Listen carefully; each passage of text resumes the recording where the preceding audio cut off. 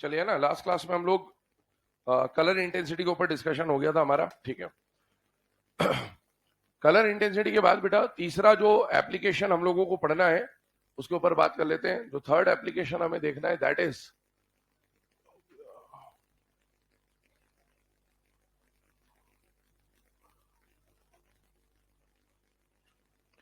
Third application जो हम लोगों को पढ़ना है दैट इज मेल्टिंग पॉइंट।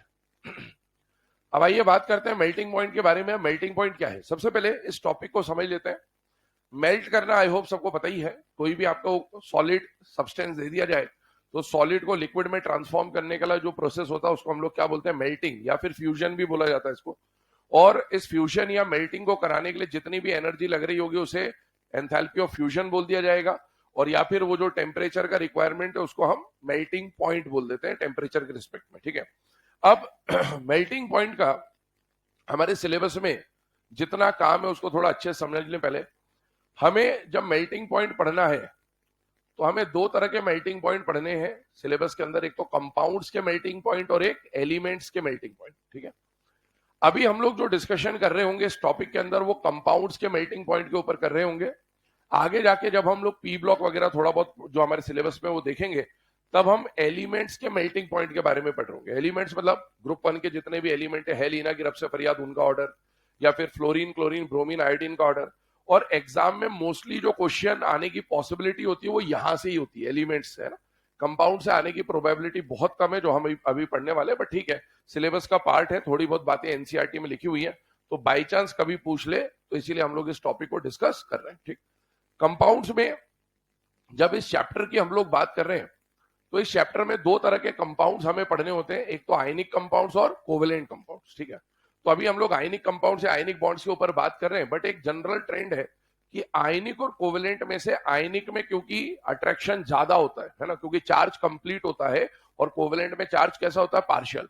तो आयनिक कंपाउंड्स का जो लैटिस होता है वो ज्यादा मजबूत बनता है, ठीक है। और अगर लैटिस मजबूत है तो लैटिस को तोड़ना या पिघलाना मुश्किल हो जाता है। मेल्ट करने की बात चल रही होगी, है ना। तो पिघलाना मुश्किल हो जाएगा, तो लैटिस को पिघलाने के लिए या मेल्ट करने के लिए एनर्जी क्या देनी पड़ेगी, ज्यादा। तो इसीलिए हम लोग ये बोलते हैं कि जनरली कोवेलेंट बॉन्डेड जो मॉलिक्यूल्स होते हैं और आयनिक बॉन्डेड जो कंपाउंड्स होते हैं उसमें आयनिक बॉन्डेड वालों का मेल्टिंग पॉइंट क्या होता है, ज्यादा। तो आइए यहां पर डिस्कस करते हैं। जनरली अगर हम लोग बात करें तो जनरली आयनिक कंपाउंड्स और कोवेलेंट कंपाउंड्स की अगर हम बात करें तो आयनिक कंपाउंड्स का मेल्टिंग पॉइंट ज्यादा और कोवेलेंट कंपाउंड्स का मेल्टिंग पॉइंट कम। ये एक जनरल ट्रेंड है, ठीक है। इसमें कुछ पॉइंट पे और डिस्कशन अगर हम लोग करें तो बेटा यहां पर सेकंड नंबर पे पॉइंट ये आता है कि इसके कुछ एक्सेप्शन होते हैं। एक्सेप्शन इन द सेंस कुछ ऐसे कोवेलेंट बॉन्ड वाले सॉलिड कंपाउंड्स मिले हैं जिनका मेल्टिंग पॉइंट आयनिक कंपाउंड से भी ज्यादा देखा गया है। बेसिकली कोवेलेंट कंपाउंड कहने का मतलब यहां पर क्या है, ऐसे कंपाउंड जिनमें आयनिक बॉन्ड है, ऐसे कंपाउंड जिनके अंदर कोवेलेंट बॉन्ड है। अब कोवेलेंट बॉन्ड को दो कैटेगरी में डिवाइड करते हैं। जब सॉलिड स्टेट आप पढ़ते थे तो वहां पर एक कोवेलेंट सॉलिड आता है और एक मॉलिकुलर सॉलिड आता है। अब जो कोवेलेंट सॉलिड होते हैं ना वो बेसिकली इनसे भी ज्यादा हैवी मेल्टिंग पॉइंट या हायर मेल्टिंग पॉइंट दिखाते हैं। क्यों दिखाते हैं, क्योंकि भैया उनका जो स्ट्रक्चर होता है, जैसे डायमंड, तो डायमंड में कार्बन कार्बन के बीच का बॉन्ड आयनिक नहीं है, कोवेलेंट है। लेकिन ऐसा नहीं है कि कार्बन में हम जब बोलते हैं ना कि एक कार्बन 4 कार्बन से जुड़ा है डायमंड के अंदर, तो ऐसा नहीं कि चेन वहीं पर खत्म हो जाती है। उनका जायंट स्ट्रक्चर होता है, पॉलीमेरिक स्ट्रक्चर होता है, मतलब वो इनफाइनाइट स्ट्रक्चर की तरह होते हैं। और इसीलिए जब आप खुद सोचिए कि एक कार्बन 4 कार्बन से जुड़ा है, सिर्फ इसको मेल्ट करना होता तो आसान होता, लेकिन ये चेन इधर इधर इधर इधर इधर इधर बढ़ती जा रही है, बढ़ती जा रही, बढ़ती जा रही। और इस वजह से इस पूरे लैटिस को मेल्ट करना क्या हो जाता है हमारे लिए, मुश्किल। और लैटिस को मेल्ट करना मुश्किल हो गया, इसका मतलब है मेल्टिंग पॉइंट क्या हो जाता है, बढ़ जाता है। तो होता क्या है कि जब हम आयनिक और कोवेलेंट कंपाउंड्स की बात करते हैं तो एक पॉइंट आ जाता है कि जनरली आयनिक कंपाउंड का मेल्टिंग पॉइंट कोवेलेंट कंपाउंड से ज्यादा, लेकिन इसके कुछ एक्सेप्शन है। और वो एक्सेप्शन कौन है बेटा, डायमंड लिख दिया, नॉर्बाइड, कार्बोरेंडम और सिलिका, ये चार हमारे दिमाग में होने चाहिए। और इसके बाद एक लिख देता हूं मैं, Al2O3। ध्यान से देखिए, कंपाउंड आपके सामने लिखे, डायमंड, नॉर्बाइड, कार्बोरेंडम, सिलिका। डायमंड तो ठीक है, B4C को बोला जाता है बेटा नॉर्बाइड, SiC को बोला जाता है बेटा कार्बोरेंडम, है ना। इसके बाद SiO2 को बोला जाता है सिलिका बोल सकते हो आप, या फिर कोरेंडम भी बोला जाता है इसको। इसको कार्बोरेंडम बोला जाता है, इसको कोरेंडम बोला जाता है, ठीक है। और Al2O3 हम लोग जानते हैं इसको क्या बोल सकते हैं बेटा, एल्यूमिना, या फिर एल्यूमिनियम की ओर आती है बॉक्साइट, तो इसको बॉक्साइट भी कहा जा सकता है। इनका ध्यान से सुनना, इनमें से जो ये शुरू के 4 लिखे हुए हैं, डायमंड, नॉर्बाइट, कार्बोरेंडम, सिलिका, ये सब कोवेलेंट कंपाउंड्स है, पर इनका जो स्ट्रक्चर होता है ना वो जायंट कोवेलेंट पॉलीमेरिक स्ट्रक्चर होता है।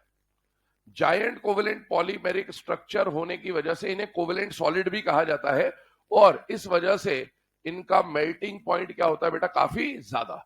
जबकि Al2O3 को आप देखोगे तो एल्यूमिनियम मेटल है और ऑक्सीजन नॉन मेटल है, और मेटल नॉन मेटल का कंपाउंड कैसा हो जाएगा, आयनिक। तो आप देख सकते हैं कि Al2O3 आयनिक है, लेकिन आयनिक से भी ज्यादा कैरेक्टर किसका देखने को मिल रहा है आपको, कोवेलेंट सॉलिड्स का। जबकि जनरली आयनिक और कोवेलेंट में से आयनिक का मेल्टिंग पॉइंट ज्यादा होना चाहिए, लेकिन ये 4 एक्सेप्शन के फॉर्म में याद रख लीजिए। हालांकि कोई एक्सेप्शन नहीं, वो सॉलिड्स का खेल है, लेकिन अब सॉलिड स्टेट सिलेबस में नहीं तो अपन जान ही रहे उस पर। डायमंड, नॉर्बाइट, कार्बोरेंडम, सिलिका और उससे कम आयनिक, इसके बाद बाकी आयनिक और कोवेलेंट का ये वाला जो फैक्ट है वो ट्रू आ जाता है।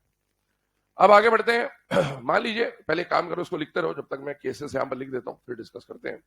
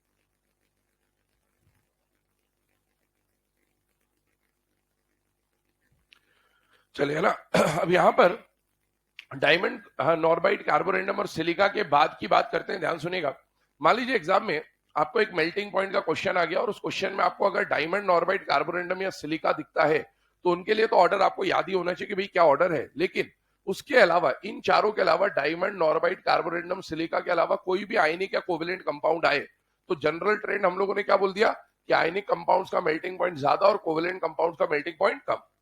दूसरी बात ये कि मान लीजिए एग्जाम में जो क्वेश्चन दिया गया उसमें जो 3-4 ऑप्शन जो भी दिए गए वो सारे के सारे आयनिक आयनिक आयनिक आयनिक ही हो, तो अगर सारे ही आयनिक है तो ना तो ये पॉइंट काम आएगा ना तो ये पॉइंट काम आएगा, क्योंकि सभी आयनिक है। तो अगर सेम टाइप के कंपाउंड आ जाए, सभी आयनिक आ जाए, तो फिर कैसे सॉल्व करना है, तो उसके लिए हम लोग यहाँ पर कुछ केसेस समझ रहे हैं, कुछ अप्रोच समझ रहे हैं। ध्यान सुनिएगा, सबसे पहले जब भी देखो एक बात समझ लेना, मेल्टिंग पॉइंट एक ऐसा टॉपिक है, या मैं 3 पॉइंट आपको बता ही दूं क्लियरली, आपको पता भी होने चाहिए। मेल्टिंग पॉइंट आपके सिलेबस में जो काम आएगा, डेंसिटी और बॉइलिंग पॉइंट, इन तीनों के बारे में बहुत क्लियरली समझ लें कि ये बिना सिर पैर वाली प्रॉपर्टीज होती है। बिना सिर पैर वाली प्रॉपर्टीज होने का मतलब है इनके कोई फिक्स्ड फैक्टर होते नहीं है वैसे एक्चुअल में। जब आप किसी को मेल्ट करने जा रहे हैं तो सारा का सारा खेल किसका आ जाएगा, लैटिस का, क्योंकि ऑब्वियसली सॉलिड स्टेट में कंपाउंड लैटिस स्ट्रक्चर के फॉर्म में बने होंगे। लेकिन याद करिएगा, जब हमने आइसोमॉर्फिज्म पढ़ा था तो मैंने आपको बोला था कि दो आयनिक कंपाउंड का लैटिस स्ट्रक्चर सेम होता है तो हम लोग उसको क्या बोलते थे कि वो दोनों क्या है, आइसोमॉर्फस। लेकिन मैंने आपको यह भी बोला था कि लैटिस को पहचानना हमारे लिए इस लेवल पे आसान नहीं होता, वो माइक्रोस्कोपिक लेवल पे देखा जाता है, स्पेक्ट्रोस्कोपी से देखा जाता है। तो हमने वहां पर जुगाड़ पड़े थे कि भैया सारे टोटल आयन बराबर, केटायन के इलेक्ट्रॉन इलेक्ट्रॉन बराबर, एनायन के इलेक्ट्रॉन इलेक्ट्रॉन बराबर, तो आइसोमॉर्फस बोल देने का है। तो यहां पर ध्यान रखिएगा कि यहां पर जब हम मेल्टिंग पॉइंट की बात कर रहे हैं ना, तो मेल्टिंग पॉइंट बहुत सारे अलग अलग फैक्टर्स के ऊपर डिपेंड करता है, लेकिन वो सारे फैक्टर्स इस लेवल पे देख पाना हमारे लिए पॉसिबल नहीं, क्योंकि अगर मैं आपको कोई कंपाउंड दे दूं, जैसे मैंने बोला Na2SO4, और मैंने बोला इसके बारे में बताओ कि ये सिंपल क्यूबिक है कि बॉडी सेंटर्ड क्यूबिक है कि फेस सेंटर्ड क्यूबिक है, खेल खत्म है अपना, नहीं पहचान सकते इस लेवल पे। और अगर हम उसका लैटिस नहीं पहचान पा रहे तो फिर हम उसके आगे बढ़ भी नहीं सकते। उसके बाद लैटिस के अंदर भी पैकिंग एफिशिएंसी नाम की चीज अगर आपने कभी सुनी हो, तो उन सब चीजों का मैटर होता है ना।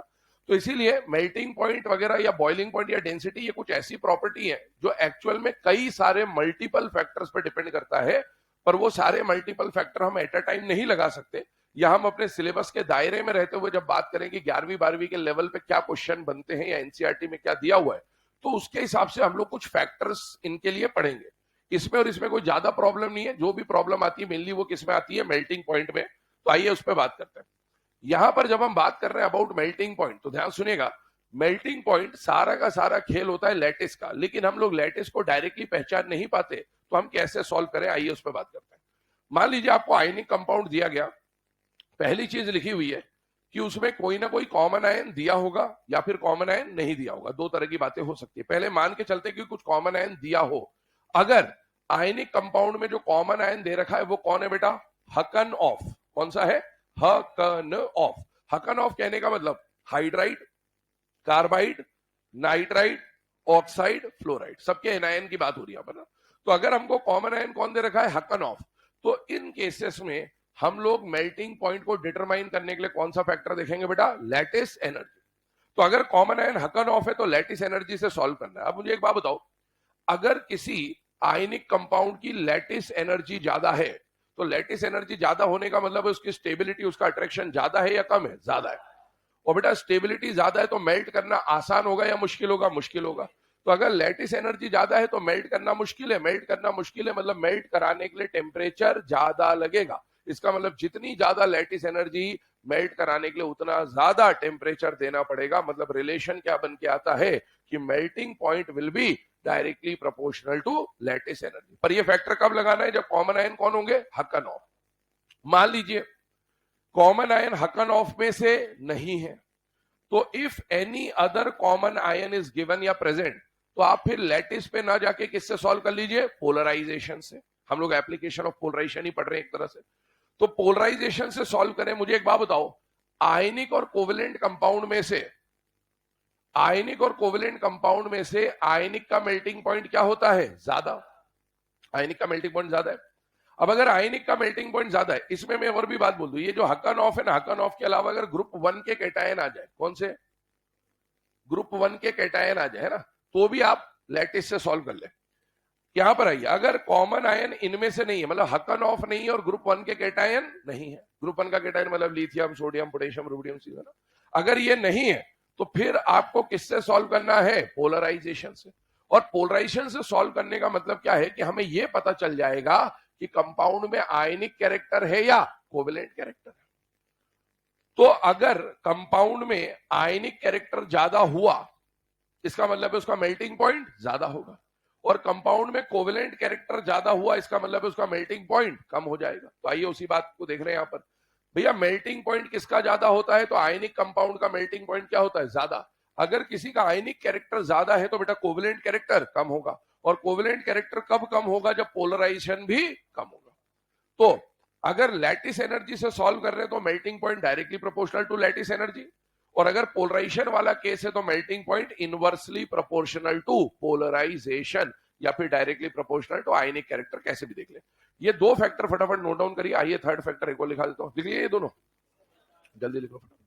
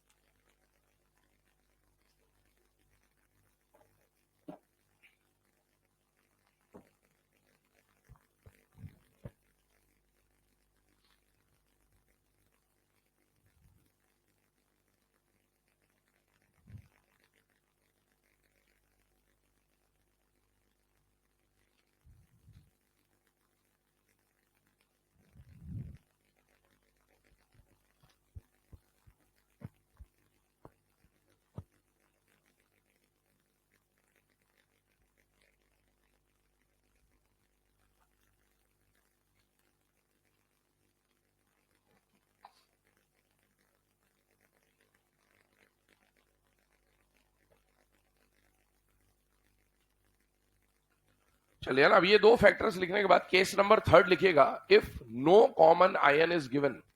ऐसा भी हो सकता है कि भाई क्वेश्चन में कोई भी कॉमन आयन ना हो।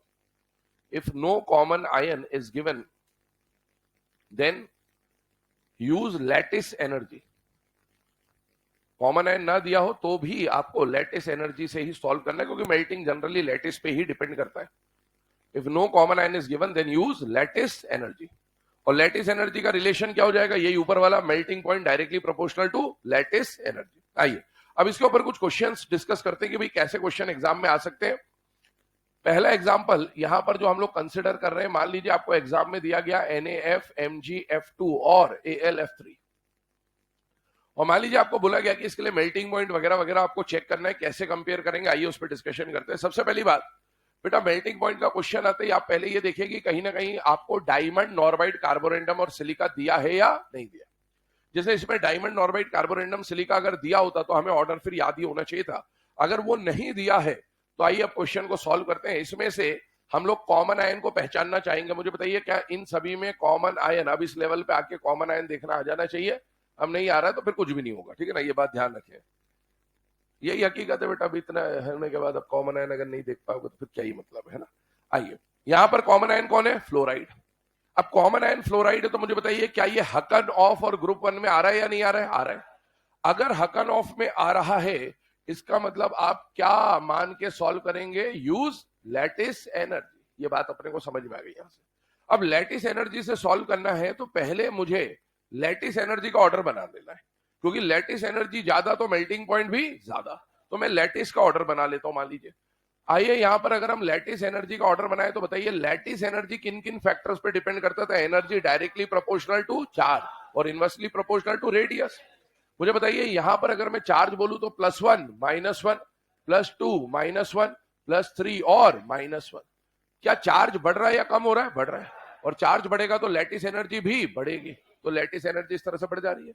और अगर लैटिस एनर्जी बढ़ रही है तो क्या लैटिस एनर्जी और मेल्टिंग पॉइंट डायरेक्ट है या इनवर्स है बेटा, डायरेक्ट। तो इसका मतलब है मेल्टिंग पॉइंट का भी ऑर्डर आ जाएगा। आगे बढ़ते हैं, सेकंड नंबर के क्वेश्चन पे आ जाते हैं। एक साथ देख लो फिर लिख लेना। NaCl दिया, MgCl2 दिया, AlCl3 दिया, और आपको बोला गया कि इसके लिए मेल्टिंग पॉइंट का ऑर्डर देखिए। बेटा एक बात बताइए, इसमें डायमंड, नॉर्बाइट, कार्बोरेंडम, सिलिका तो कहीं भी नहीं आ रहा, तो अब आप कॉमन आयन चेक करिए, क्या कॉमन आयन क्लोराइड है या नहीं है बेटा, है। और अगर कॉमन आयन क्लोराइड है तो ये हकन ऑफ या ग्रुप 1 में नहीं आ रहा। इसका मतलब इस क्वेश्चन को आप लैटिस से सॉल्व करोगे या पोलराइजेशन से, पोलराइजेशन।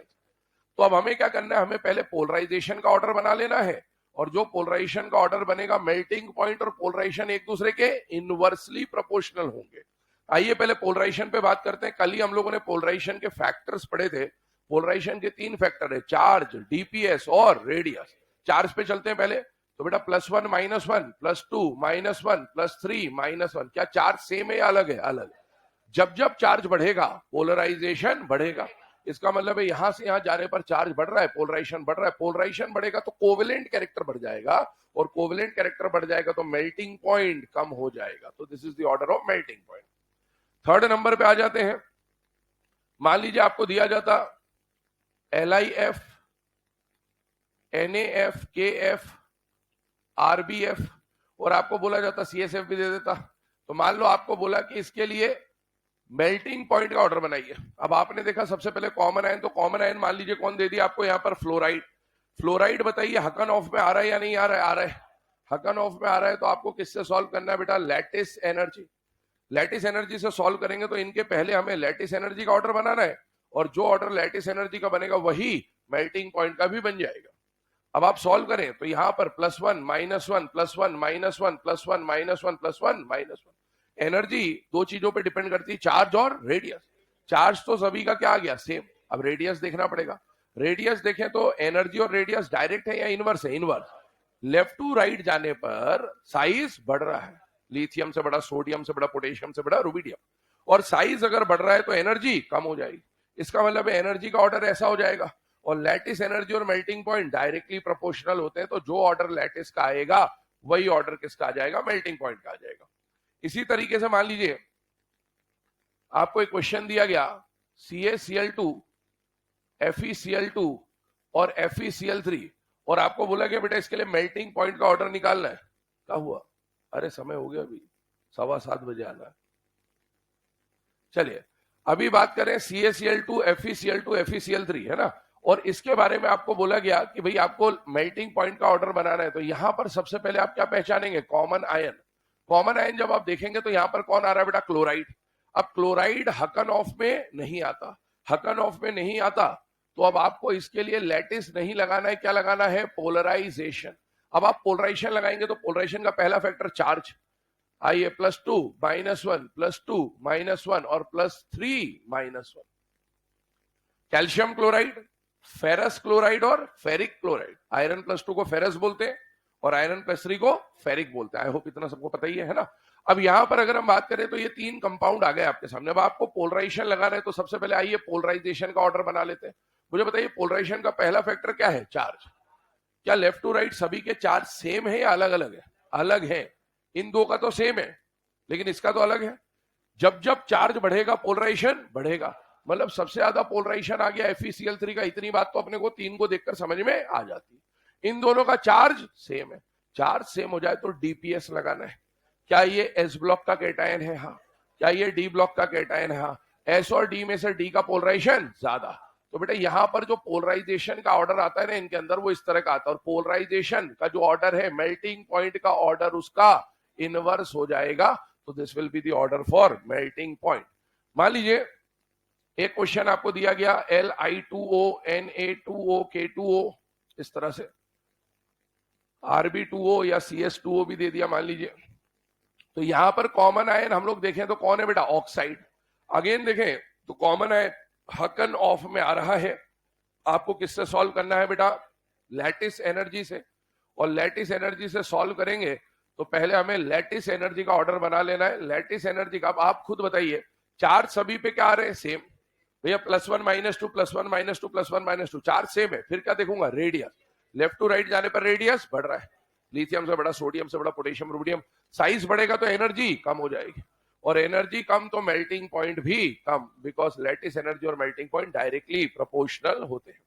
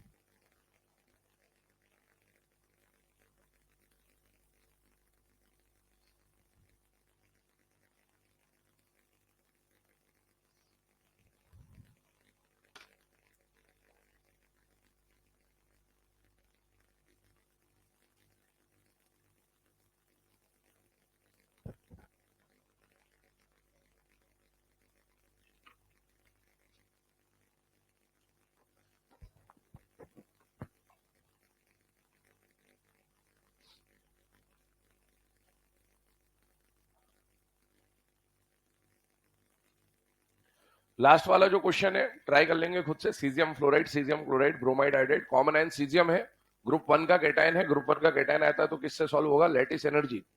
लैटिस एनर्जी का जब आप ऑर्डर बनाएंगे यहाँ पर तो बेटा चार्ज तो सभी का सेम है, fluoride, chloride, bromide, iodide. Left to right जाने पर साइज बढ़ रहा है, साइज बढ़ रहा है तो लैटिस एनर्जी कम हो जाएगी, तो मेल्टिंग पॉइंट भी कम हो जाएगा। मतलब CSF का मेल्टिंग पॉइंट ज्यादा और CSI का मेल्टिंग पॉइंट कम। ये जो पॉइंट अभी यहां पर लिखा है CSF और CSI वाला, ऐसी बात NCERT में लिखी हुई है एस ब्लॉक के अंदर कि भाई जनरली जो मेल्टिंग पॉइंट का ऑर्डर होता है फ्लोराइड्स का मेल्टिंग पॉइंट, ग्रुप 1 के लिए लिखा हुआ है मेनली ये बात कि फ्लोराइड्स का ऑर्डर ज्यादा होता है मेल्टिंग पॉइंट का और आयोडाइड्स का मेल्टिंग पॉइंट कम होता है। तो हमें समझ में भी आना चाहिए कि ग्रुप 1 के लिए हम लोग हमेशा लैटिस एनर्जी से ही चेक करेंगे, और लैटिस एनर्जी से जब आप चेक करेंगे तो ऑब्वियसली फ्लोराइड्स का लैटिस एनर्जी ज्यादा होगा और आयोडाइड्स का लैटिस एनर्जी कम होगा, जो कि इस ऑर्डर में भी आप देख पाएंगे, और इसीलिए फ्लोराइड्स का मेल्टिंग पॉइंट जनरली ज्यादा और आयोडाइड्स का मेल्टिंग पॉइंट जनरली कम। तो अभी जब भी आप मेल्टिंग पॉइंट के ऑर्डर की बात करें तो फ्लोराइड, फिर क्लोराइड, फिर ब्रोमाइड, फिर आयोडाइड, ये कब, जब ग्रुप 1 या एस ब्लॉक के लिए मेनली क्वेश्चन आ जाए तो, है ना, फिक्स होता है ये ट्रेंड। चलिए अब इसके बाद आगे बात करते हैं। ये 6 एग्जाम्पल जो अभी हम लोगों ने डिस्कस किए, मैंने बोला था कोई भी टॉपिक आए इनऑर्गेनिक का उसके बाद 1-2 एक्सेप्शन पढ़ने ही है अपने को, तो फिर से मार्केट की डिमांड पे कुछ एक्सेप्शन पढ़ लेते हैं हम लोग, सब मार्केट की डिमांड की बातें हैं, ठीक है ना। तो एग्जाम में आने की चांसेस बिल्कुल 0 है ना, लेकिन फिर भी मार्केट की डिमांड पे पढ़ ले कि बाद में मेरा खोपड़ा ना खराब करो कि सर ये कहां से आ गया, तो इसलिए तुम अपना दिमाग खराब करते रहो।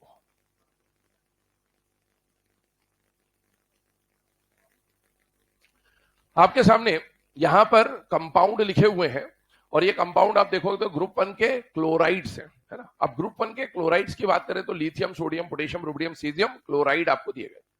अब मान लीजिए एग्जाम में ये मेल्टिंग पॉइंट का ऑर्डर आ जाए और आपसे बोला जाए मेल्टिंग पॉइंट बना दो, तो अभी तक जो हमने सीखा इसमें डायमंड, नॉर्बाइट, कार्बोरेंडम, सिलिका कहीं पर भी नहीं है, और इसके अलावा यहां पर कॉमन आयन कौन दिखने को मिल रहा है, क्लोराइड। तो बेटा कॉमन आयन अगर क्लोराइड है तो ये हकन ऑफ में नहीं आ रहा है, तो हम इसको किससे सॉल्व करते हैं, पोलराइजेशन से। मान लीजिए हम इसको पोलराइजेशन से सॉल्व कर देते तो क्या आंसर आता और फिर सही क्या है उस पर बात करेंगे। पोलराइजेशन से जब आप इसको सॉल्व करते, लिखना मत इस बात पर ना, पोलराइजेशन को नींद में पता नहीं चलता, लिख लेते फटाफट, है ना, सुबह सुबह पता नहीं चलता ज्यादा चीजें। तो पोलराइजेशन पहला लेक्चर बहुत मस्त रहता है, पढ़ने वाला पढ़ता है, सोने वाला सोता है ना। आइए पोलराइजेशन की बात करें, वो 6:45 बजे वाले आने वाले 6:45 बजे आ जाते हैं, 7 आने वाले 7 आते, 7:15 वाले 7:15, कल से 7 बजे लास्ट एंट्री, और उसके 2-3 दिन बाद सब बंद, ये भी ध्यान रखना है ना। तो धीरे धीरे आदत सुधार ले, ठीक है। चलिए अब यहां पर अगर हम लोग बात करें, मतलब कानून बनाया जाता है चीजों को व्यवस्थित करने के लिए, लोग पहले ही कानून बनाया, हाँ इतने बजे भी एंट्री दे देते क्या, चलो आराम से चलते हैं ना, ऐसे नहीं। सिंसियर बने, थोड़ा सा ना गंभीर बनी, आजकल गौतम गंभीर का समय चल रहा है, गंभीर बने। LICL NACL कल का मैच जबरदस्त हुआ, सुपर ओवर है ना। LICL NACL KCL RBCL और CSCL। अब यहां पर अब देखो आधे बोल रहे क्यों, पढ़ लो बाद में देख लेना आराम से, हाईलाइट है ना। LICL NACL KCL RBCL CSCL के बारे में बात करें, अगर आप इसको पोलराइजेशन से सॉल्व करते बेटा, तो पोलराइजेशन का पहला फैक्टर क्या होता है, चार्ज। चार्ज सभी का क्या है, सेम। फिर लगता है DPS, लगेगा नहीं क्योंकि कैटायन सारे एस ब्लॉक के, और फिर क्या लगाते हैं, रेडियस। कैटायन का साइज बढ़ रहा है बेटा, पोलराइजेशन के लिए याद करिएगा, लेटिस मत लगा देना कि साइज ज्यादा तो एनर्जी कम, नहीं, अपन पोलराइजेशन की बात कर रहे हैं। पोलराइजेशन में साइज कैटायन का अलग और एनायन का अलग, अच्छे पोलराइजेशन के कैटायन छोटू और एनायन बड़ो। अभी हम किससे चेक कर रहे हैं, कैटायन से, क्योंकि एनायन तो सेम है। जितना छोटा कैटायन उतना ज्यादा पोलराइजेशन, मतलब पोलराइजेशन का जब आप ऑर्डर बनाओगे तो ये बन के आएगा, और पोलराइजेशन का जो ऑर्डर है मेल्टिंग पॉइंट उसका इनवर्स होना चाहिए। अब इसका जो एक्चुअल ऑर्डर है वो देखिएगा, एक्चुअल ऑर्डर में ध्यान से देखिए, मेल्टिंग पॉइंट में LICL का मेल्टिंग पॉइंट सबसे कम होना चाहिए, बिल्कुल ठीक है। LICL वाला ऑर्डर सही है, बाकी पूरा ऑर्डर घूम जाता है, ये इसका ऑर्डर है एक्चुअल। अब कहने के लिए एक्सेप्शन ही है, बाकी सारी खेल लैटिस के पैकिंग के ऊपर डिपेंड करती है। इनका पैकिंग अच्छा होता है क्योंकि कैटायन एनायन के साइजेस जितने क्लोज होते हैं पैकिंग उतना अच्छा होता है। खैर अगर हम इसका ऑर्डर बनाते हैं एक्सेप्शन की तरह ट्रीट करना है तो ध्यान से सुनिएगा, सबसे LICL का तो मेल्टिंग पॉइंट सबसे कम हो गया, फिर इसको पूरे को घुमा देते हैं क्योंकि ऐसा हो गया ऑर्डर, तो यहां पर कौन आ जाएगा बेटा, CSCL, फिर आ जाएगा RBCL, फिर आ जाएगा KCL, और सबसे ज्यादा कौन हो जाएगा, NaCl। ये ऑर्डर आता है इसके मेल्टिंग पॉइंट का, याद रख सको रख लेना, नहीं कोई ज्यादा जरूरत है नहीं, ठीक है। इसके अलावा अगर हम लोग बात करें तो एक और एक्सेप्शन के ऊपर बात करते हैं। मैंने वैसे ही बोला आपको मेल्टिंग पॉइंट बिना सर पैर की प्रॉपर्टी होती है। मेल्टिंग पॉइंट में इतने एक्सेप्शन है कि आप पढ़ते पढ़ते और मैं पढ़ाते पढ़ाते थक जाऊंगा, क्योंकि हर जगह एक्सेप्शन है, इसीलिए कोई मतलब है नहीं, आता नहीं क्वेश्चन इतना, बट ठीक है मार्केट की जरूरत के हिसाब से बहुत कुछ पढ़ना पड़ता है, पढ़ाना पड़ता है। अगर तुम वाकई एक्चुअल सिलेबस जिस दिन पढ़ने लग जाओगे तो है ही नहीं कुछ सिलेबस में। आइए इधर, BEO, MgO, CAO, SRO, BAO आपको दे दिया, ये ऑक्साइड दे दिया बेटा, कॉमन आयन ऑक्साइड है, ऑक्साइड है मतलब हकन ऑफ है, हकन ऑफ है मतलब क्या लगाना है, लैटिस एनर्जी। अच्छा लैटिस एनर्जी लगाते तो मुझे बताइएगा, पहले लैटिस एनर्जी का ऑर्डर बनाते हैं, लेफ्ट टू राइट जाने पर चार्ज सभी का सेम है और साइज बढ़ रहा है, साइज बढ़ रहा है तो लैटिस एनर्जी कम हो रही है, लैटिस एनर्जी कम हो रही है तो मेल्टिंग पॉइंट भी कम होना चाहिए। मतलब सबसे ज्यादा मेल्टिंग पॉइंट इनमें से किसका होना चाहिए था, बीईओ, और सबसे कम किसका होना चाहिए था, बीओ। एक ही चेंज आता है, ये बीईओ उठकर यहां आ जाता है, तो केस जो बन गया वो क्या बन गया, एमजीओ, फिर सीएओ, फिर एसआरओ, फिर बीईओ और फिर बीएओ। और बीईओ के पीछे जाने का थोड़ा बहुत रीजन है कि हमने पढ़ा था बीईओ का नेचर कोवेलेंट होता है, याद करिएगा ना, तो बीईओ का नेचर हल्का फुल्का कोवेलेंट होने की वजह से ये ऑर्डर में पीछे चले जाता है। बट ठीक है, याद करना तो कर लेना, नहीं तो बस लिख लो लिखने के लिए कॉपी में, है ना, ताकि दूसरे जब अपनी कॉपी पढ़े तो परेशान होते रहे।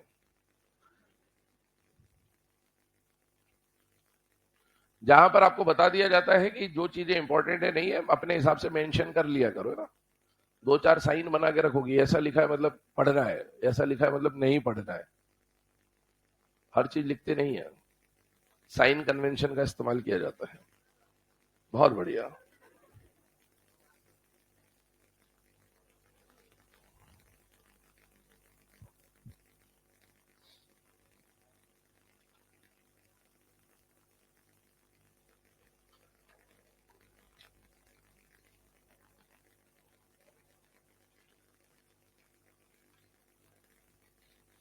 चलिए, अब ये जो एप्लीकेशन हम लोगों को पढ़नी थी, मेल्टिंग पॉइंट यहां पर कंप्लीट होता है। अब पोलराइजेशन के लिए एक एप्लीकेशन, मतलब दो एप्लीकेशन बेसिकली बच रही है, जिनमें से एक आता है हीटिंग इफेक्ट और एक आता है थर्मल स्टेबिलिटी। दोनों ही काफी इंपॉर्टेंट एप्लीकेशन है। आइए अब उनको स्टार्ट करते हैं। सबसे पहले जो एप्लीकेशन हम लोग यहां पर डिस्कस करने वाले हैं मेल्टिंग पॉइंट के बाद, फोर्थ नंबर पे, दैट इज हीटिंग इफेक्ट या फिर थर्मल डिकम्पोजिशन भी बोल सकते हैं इसको, और बहुत ही ज्यादा इंपॉर्टेंट प्रॉपर्टी है। स्टार मार्क लगा लेंगे इस पे।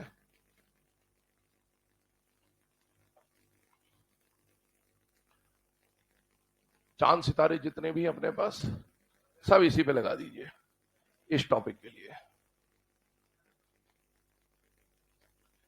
चले आइए, यहां पर अगर हम लोग बात करें हीटिंग इफेक्ट के बारे में, तो हीटिंग इफेक्ट या थर्मल डिकम्पोजिशन का मतलब पहले क्या है वो समझते हो, फिर इसके टॉपिक के मीनिंग को समझेंगे, अंदर क्या क्या चीजें पढ़नी है। ठीक है, हीटिंग इफेक्ट नाम से समझ में आ रहा है आप किसी कंपाउंड को क्या कर रहे होंगे, हीट कर रहे होंगे। पहली बात तो ये समझ में आ गई। आपने कई बार ऐसा क्वेश्चन देखा होगा कि एरो के ऊपर ऐसे डेल्टा का साइन दिया होता है ना, इधर कुछ लिखा होगा, इधर कुछ लिखा होगा। जब भी एरो के ऊपर डेल्टा का साइन आता है तो हम लोग जानते हैं इसका मतलब क्या है कि हम कंपाउंड को क्या कर रहे हैं, हीट कर रहे हैं। तो जब आप किसी भी रिएक्टेंट को हीट करेंगे तो हीट करने पर वो थर्मल, हीट मतलब थर्मल है ना, आपने टेम्परेचर दिया, टेम्परेचर देने पर वो क्या हो सकता है, डिकम्पोज हो सकता है। तो अगर किसी कंपाउंड को हीट देकर आपने डिकम्पोज कर दिया, अब डिकम्पोज करने का मतलब क्या होता है कि when a single compound on heating breaks down into two और मोर सिंपलर सब्सटेंसेस। ये जो बात अभी हम कर रहे हैं ये क्लास 10th की पढ़ी हुई बात है आपकी, याद नहीं होता, याद दिलाते थोड़ा सा। क्लास 10th में पहला chapter chemical reaction and equation science के अंदर पहले पेज पे मैग्नीशियम रिबन का डेजलिंग फ्लेम वाला एक्सपेरिमेंट दे रखा है एक्टिविटी के रूप में, है ना। धीरे धीरे याद आ जाएगा, जिन्होंने पढ़ा है उनको तो जरूर आ जाएगा, जिन्होंने नहीं पढ़ा उनका तो क्या ही कर सकते हैं। ठीक है, तो पहले पेज पे केमिकल रिएक्शन एंड इक्वेशन पे ये पेज है, यहाँ पर मैग्नीशियम रिबन का डायग्राम वो बना हुआ है एक्सपेरिमेंट में। ठीक है, आपने ये पढ़ा। इसके बाद चैप्टर का नाम है केमिकल रिएक्शन एंड इक्वेशन। ये लिखने के बाद, इस एक्टिविटी के बाद आपको बैलेंसिंग का पार्ट आ जाता है ना, unbalanced reaction, balanced reaction, balancing, balancing, एक दो पेज में एनसीईआरटी ने सिखा रखा है। 5-6 पेज का कुल चैप्टर ही है ना, इतना ही होता था। ठीक है, इतने में तो टॉपिक भी नहीं खत्म होता, दिक्कत ये है। अब बैलेंसिंग सिखा दी आपको, बैलेंसिंग के बाद वो जाता है टाइप्स ऑफ रिएक्शंस पे। 5 टाइप की रिएक्शन आती है। पहला आता था कॉम्बिनेशन रिएक्शन, जब दो एलिमेंट मिलकर एक सिंगल प्रोडक्ट बनाते हैं उसको क्या बोलते हैं, कॉम्बिनेशन। रेडॉक्स में भी वही पढ़ना है इस बार आपको, सारी वही चीजें। ठीक है, बस 10th में आपने नाम सुन लिए थे, यहाँ पर प्रोसेस और जो एग्जांपल्स हैं थोड़े ज्यादा मिल जाएंगे, बस इतना ही होता है। पहला आ जाता है कॉम्बिनेशन रिएक्शन, दूसरा आता है डीकंपोजिशन रिएक्शन, दूसरा यही है। तीसरा आप वहां पर पढ़ते थे displacement reaction, more reactive metal displaces less reactive metal from its compound. चौथा आप पढ़ते थे डबल डिस्प्लेसमेंट, दो सॉल्ट को मिला दिया, उनके कैटायन एनायन एक्सचेंज हो जाते थे, डबल डिस्प्लेसमेंट। पांचवा आप पढ़ते थे रिडॉक्स। रिडॉक्स में आप पढ़ लेते थे रिडक्शन क्या है, ऑक्सीडेशन क्या है, एक आध एग्जांपल बता दिया। उसके बाद आप चैप्टर में पढ़ लेते थे कोरोजन, और लास्ट में पढ़ लेते थे रेंसिडिटी, चैप्टर खत्म। यही था पहला चैप्टर, ठीक है सर। ये भी याद नहीं होता था उस समय पे, क्या करें, कोई बात नहीं, है ना। अब यहां पर आइए, जब हम टाइप्स ऑफ रिएक्शन की बात कर रहे हैं ना, तो यही 5 टाइप की रिएक्शन ही होती है पूरी केमिस्ट्री में। कहीं पर भी आप कुछ भी पढ़ रहे हो, इन 5 में से ही कुछ ना कुछ हो रहा होगा। जब हम उनमें से सेकेंड टाइप की रिएक्शन पे आते हैं, तो कॉम्बिनेशन के बाद में सेकेंड टाइप का जो रिएक्शन आपको पढ़ना होता था वहां पर, वो कौन सा होता था, डीकंपोजिशन रिएक्शन। अब डीकंपोजिशन रिएक्शन का मतलब क्या, तो जब एक सिंगल कंपाउंड को हीट, मतलब हीट करके क्या, डिकंपोज करके आप 2 या 2 से ज्यादा पार्ट में डिवाइड कर दें, तो उसको हम क्या बोलते हैं कि उसका क्या हो गया, डीकंपोजिशन। ध्यान रखना, रिएक्टेंट एक ही होना चाहिए, ऐसा नहीं कि यहां और यहां दे दिया और प्लस दे दिया, अब ये डीकंपोजिशन नहीं है ना, ध्यान रखिएगा। तो डीकंपोजिशन का मतलब when a single substance breaks down into 2 और मोर, डिपेंड करता है, 2 प्रोडक्ट भी बन सकते हैं, 2 से ज्यादा भी बन सकते हैं। अब इसमें क्या क्या प्रोसेस आती थी, आइए उस पर बात करें। तो डीकंपोजिशन रिएक्शन का ही 3 टाइप होता है, सब 10th में ही है। पहला टाइप होता है फोटो डीकंपोजिशन। अगर आपको याद हो तो वहां फोटोग्राफी वाला एक पॉइंट दिया हुआ था एक्टिविटी के फॉर्म में, सिल्वर ब्रोमाइड। कि सिल्वर ब्रोमाइड को जब आप हीट करते हैं तो Ag प्लस हाफ Br2, और वो फोटोग्राफी में यूज होता है, एक्टिविटी के फॉर्म में दिया हुआ था। और अगर आपने सेमेस्टर वाले जो है ना, SA1 SA2 वाले जो होते हैं, तो उसमें अगर आप उठा के प्रीवियस ईयर के पेपर देखोगे, हर बार एक क्वेश्चन ही आता है 1 नंबर में, ठीक है। आगे बढ़े, फोटो डिकम्पोजिशन के बाद एक आता है इलेक्ट्रोलाइटिक डिकम्पोजिशन, जिसको आप इलेक्ट्रोलाइसिस भी बोलते हैं। अब यहां पर वाटर का एक्सपेरिमेंट दे रखा था। एक्सपेरिमेंट क्या दे रखा है कि वाटर को जब आप इलेक्ट्रोलाइसिस करोगे या इलेक्ट्रोलाइटिकली डिकम्पोज करोगे, तो बेटा इसको तोड़ देंगे तो ये ऐसा टूटेगा, H2 plus half O2। I hope इतनी बैलेंसिंग अब सबको आती है। अब एक्टिविटी में क्या दे रखा था कि मान लो आपने एक बीकर में पानी भर रखा है, और बीकर में पानी भर रखा है, तो एक तरफ आपने ये इस तरह से 2 बीकर रख दिया, एक में कौन कलेक्ट हो रहा है, हाइड्रोजन, और एक में कौन कलेक्ट हो रहा है, ऑक्सीजन। दोनों गैस है तो इसमें कलेक्ट होती जा रही, मान लीजिए। तो क्वेश्चन ये था कि हाइड्रोजन वाला जो बीकर है ना, उसमें जो वॉल्यूम ऑफ गैस आपको मिलती है, और ऑक्सीजन वाले में जो वॉल्यूम ऑफ गैस मिलती है, तो इसकी वॉल्यूम ज्यादा होती है और इसकी वॉल्यूम उसकी आधी होती है। रिएक्शन की बैलेंसिंग से समझ में आ जाता है। 1 मोल का मतलब 22.4 लीटर, ये तो होता है। तो उधर 1 मोल है तो वहां 22.4 लीटर गैस मिलेगी, और वहां पर आधा मोल है तो 11.2, यही बात बोलता था वहां पर, ठीक है। तीसरे नंबर पे आ जाए तो वहां पर आ जाता था थर्मल डिकम्पोजिशन, जो कि अब अपना पूरा एक टॉपिक बन गया है। और थर्मल डिकम्पोजिशन मतलब हीट करके किसी को आप तोड़ते थे, और इसमें जिंदगी में पहली बार आप भूरिया के बारे में जानते थे।